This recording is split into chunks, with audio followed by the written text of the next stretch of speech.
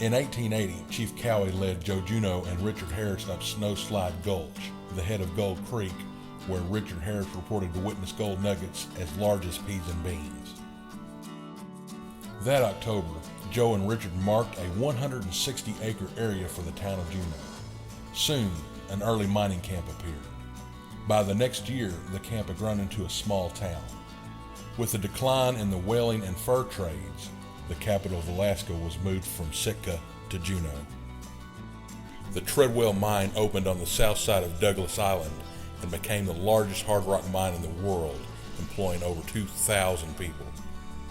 The United States purchased Alaska from Russia in 1867 for $7.2 million. Between 1881 and 1922, over 3 million troy ounces were extracted from the Treadwell mine. Around Juneau, many mining claims were filed. There were claims of Lemon Creek, Montana Creek, Thunder Mountain, Windfall Lake, Herbert River, and Eagle River, as well as many others. The remnants of these mining claims still exist today.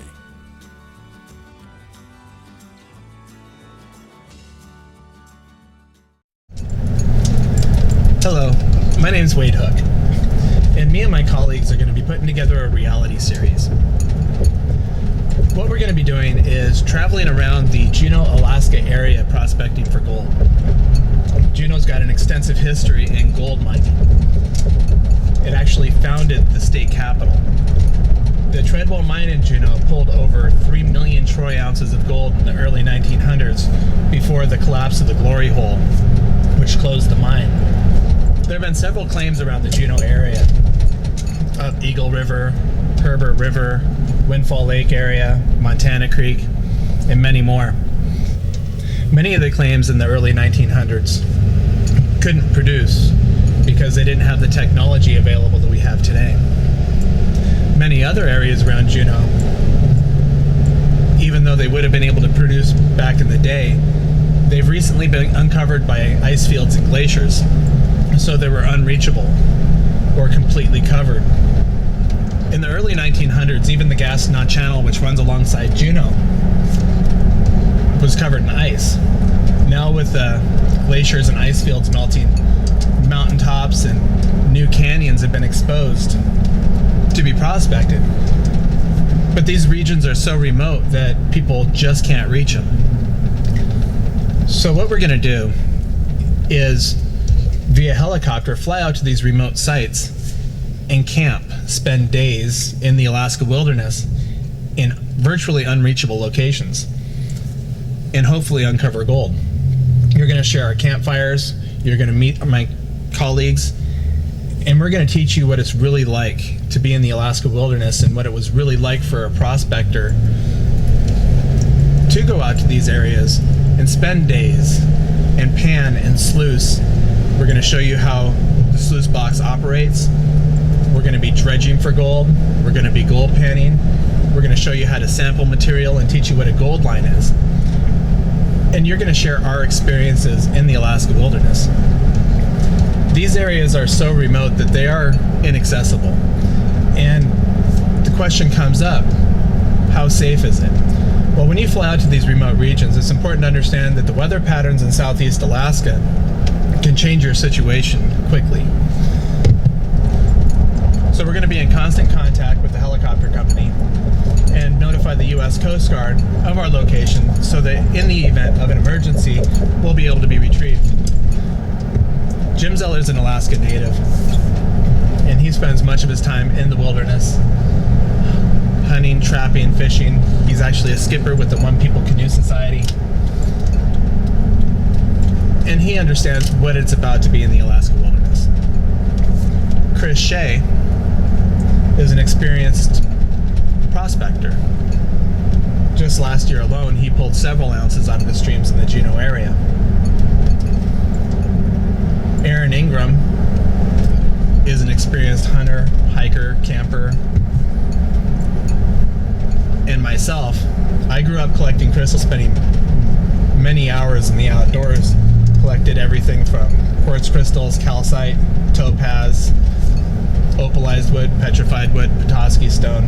I've collected all over the country. spent many hours camping, hiking, fishing in the Alaska wilderness around the Juneau area. So you're going to be going out with a group of individuals who really know what it's about to be stuck out in the woods with nothing really except for the supplies you pack to survive for days and weeks on end. You're going to share our campfires and enjoy our conversations. You're going to see wildlife. You're going to understand what it was like for the early prospectors to go out to these remote regions with nothing but what they bring with them and survive for long periods of time. In the end, we hope to find gold. There's never a guarantee of finding gold. I myself, going out to the streams, I always have found color. But what we're looking for is more color. And by going out to these remote areas in the Juneau Gold Belt, we hope to uncover a location where, like Gold Creek back in the late 1800s, produces nuggets. The helicopter will provide us with a means of getting to these locations. People can't access these locations without being experienced mountain climbers, and not many prospectors are experienced ice climbers and can travel over the ice fields and glaciers. On day one of our reality series, we're going to be gathering our gear. We're going to be getting situated, everything we need to go. We're going to contact the helicopter company, make sure everything's in order, make sure all our cameras are ready to go, make sure all our sluicing equipment's ready to go. On day two, we're going to be boarding the helicopter. We're going to be packing up and going to location one. Now, on location one, we'll spend 2 or 3 days prospecting. The hope is to find not just color, but a significant amount of color. If we find a good location, we'll be staying at that location, panning and sluicing for the duration of the reality series. If we don't find color, we're going to be moving on to location 2. We're going to continue this for approximately 2 weeks. We have a vision and we have a plan to make this happen. We would like you to share our vision and be a part of it. This project could never be possible without your support. Please take a moment and review our Kickstarter awards. Thank you, and I look forward to you being a part of the team that helps make this vision a reality.